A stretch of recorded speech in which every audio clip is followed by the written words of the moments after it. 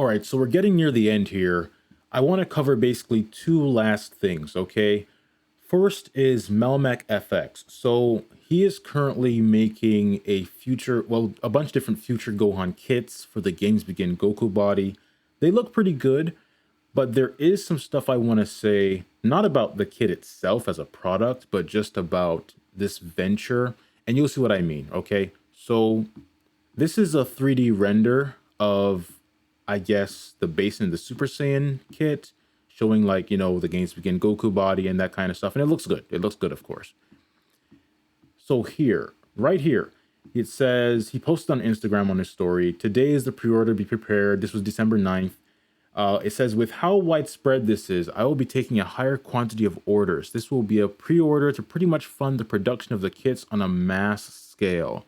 This is the biggest and most exciting project I've done to date, and I look forward to creating this kit with y'all. Now, something that concerns me, and this is nothing personal, of course. This is more, I'm really actually saying this more so out of concern for this person's well-being than any kind of like, I'm not trying to like criticize them, you know what I mean? I was watching the Figure and Films podcast, right?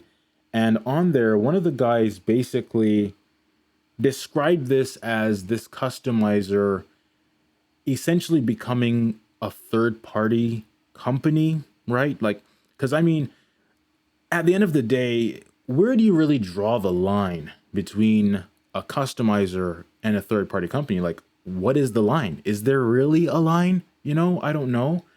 And I know that I've never seen anyone get in trouble for making custom Dragon Ball stuff ever in my life.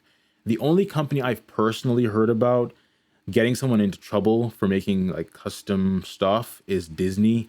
I think, like, as far as I heard, one time someone like painted like a mural or something for someone in their bedroom of like Mickey Mouse or something, and Disney, went after them for it. So Disney, as far as I know, is pretty ruthless regarding that kind of stuff. I've never heard of Bandai or Shueisha or Toei, going after someone for making custom Dragon Ball products or selling, custom art or whatever.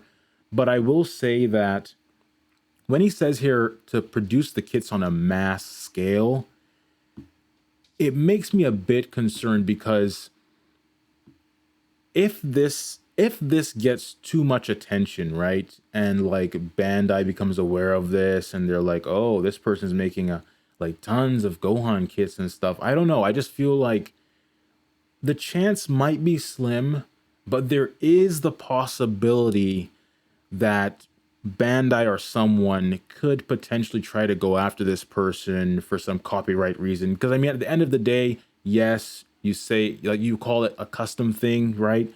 But you are still making a product of a copyright protected character, right?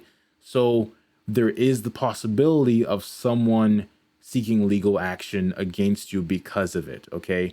As I said, the chances of it might be slim. I've never heard of that happening. But what really concerns me is that if this person essentially ends up being I assume they're in the US. I'm not 100% sure. I assume they're in America.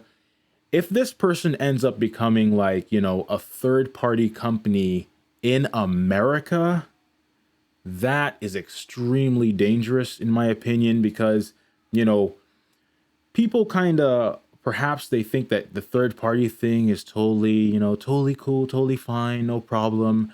But we have to remember that basically all of these third party companies, like 99% of them or I think even all of them, there might be some in other countries, but 99% of them at least, right, are in China.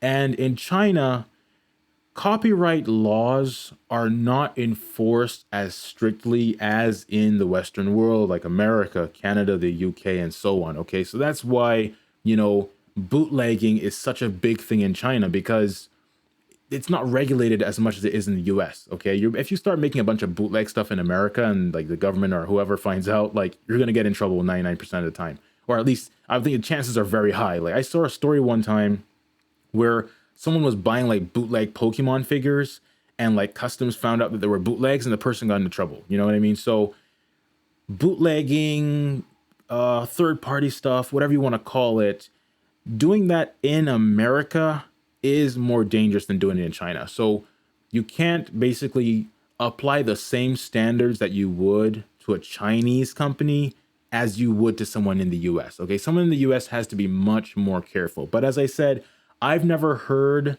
of someone in America getting into trouble for making custom Dragon Ball figures or anything. So there may not be an issue here, but there is sometimes that case where Bandai decides to make an example of somebody or something. Okay, so I just say to this guy, like, the kit looks great.